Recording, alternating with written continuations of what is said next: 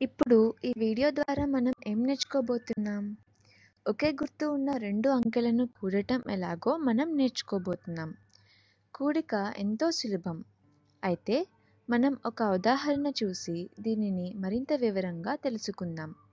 కనుక ఇప్పుడు ఒకే గుర్తు ఉన్న సంఖ్యలను మనం కూడదాం. ఇక్కడ మన మొదటి ప్రశ్నలో మనం +6ని +3ని కూడాలి. ఇక్కడ 2 అంకెల ముందు ప్లస్ గుర్తు ఉంది, అంటే ఒకే గుర్తు ఉన్న అంకెలను మనం కూడుతున్నాం అన్నమాట. ఇప్పుడు దాని జవాబు ఎంత అవుతుంది? ఏమైనా దాని జవాబు మాత్రం చాలా సులభం. కానీ సంఖ్యారేఖను ఉపయోగించి మనం దీని జవాబును కనుగొందాం. మనం 0 నుంచి మొదలు పెడితే మన మొదటి అంకె +6 అవుతుంది. ఇటు ఉన్న +6 వైపు మనం కదులుదాం, అంటే కుడివైపుకు కదలాలి. సరే, మనం 6 వైపు కదులుదాం. 1 2 3 4 5 6. మనం 6కు చేరుకున్నాం. ఇప్పుడు దీనికి మనం +3ని కలపాలి. అయితే ఇక్కడ ఒక విషయాన్ని మనం గుర్తుంచుకోవాలి. ఎప్పుడైనా సరే ప్లస్ గుర్తు ఉన్న సంఖ్య ఉన్నప్పుడు మనం కుడివైపునకు కదలాలి. అయితే ఏ సంఖ్య ముందు అయినా మైనస్ గుర్తు ఉంటే మనం ఎడమ వైపునకు కదలాలి. ఇక్కడ మనకు ఇచ్చిన అంకె +3 కనుక 3 స్థానాలు కుడివైపునకే కదలాలి. అంటే 6 నుంచి 3 స్థానాలు కదలాలి. 1 2 3. ఇప్పుడు మనం ఎక్కడికి చేరాం?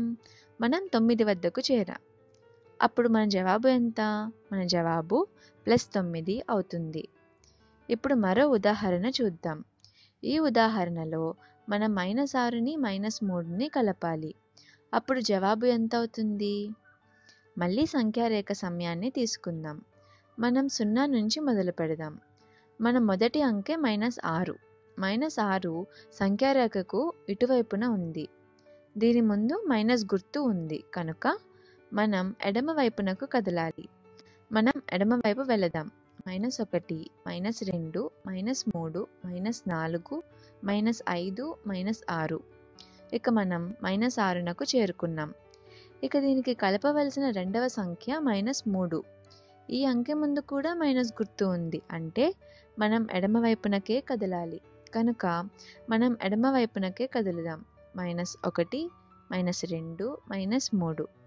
మనం ఎడమ వైపునకు 3 స్థానాలు కదిలాం. చివరికి ఎక్కడికి చేరాం? చివరికి మనం -9కి చేరాం. అప్పుడు మన జవాబు ఎంత అవుతుంది? మన జవాబు -9 అవుతుంది. సంఖ్యారేఖను ఉపయోగించి మనం 2 ప్రశ్నలకు జవాబు ఇప్పుడు కనుగొన్నాం. ఈ 2 ప్రశ్నల జవాబు కనుగొనేందుకు మీకు సులభమైన ట్రిక్ ఒకటి చెప్తాను. దీంతో ప్రశ్నలను త్వరగా పరిష్కరించవచ్చు. ఇటువంటి ప్రశ్నలకు, అంటే ఒకే గుర్తు ఉన్న వాటికి ప్రశ్నలో ఇచ్చిన 2 సంఖ్యలను మనం కూడుతాం. అంటే మనం +6ని +3ని కలుపుతాం. రెండవ ప్రశ్నలో ఇచ్చిన -6ని -3ని కూడా కూడుతాం. సంఖ్యలను కూడిన తర్వాత వచ్చిన మొత్తానికి ముందు ఆ 2 సంఖ్యల మధ్య ఉన్న గుర్తును ఉంచటమే తర్వాత మనం చేయాల్సిన పని. ఇప్పుడు మొదటి ఉదాహరణనే చూద్దాం. 2 డిజిట్ల ముందు ప్లస్ గుర్తు ఉంది కనుక మన జవాబు ముందు కూడా ప్లస్ గుర్తు ఉంచుదాం. అదేవిధంగా తర్వాత ఉదాహరణలో ప్రతి డిజిట్ ముందు మైనస్ గుర్తు ఉంది కనుక మన జవాబు ముందు అదే గుర్తు ఉంచుదాం. ఇది సులువుగా ఉంది కదూ. ఇప్పుడు ఇటువంటి ప్రశ్నలకు మీరే జవాబులు కనుగొనే ప్రయత్నం చేయవచ్చు కదా.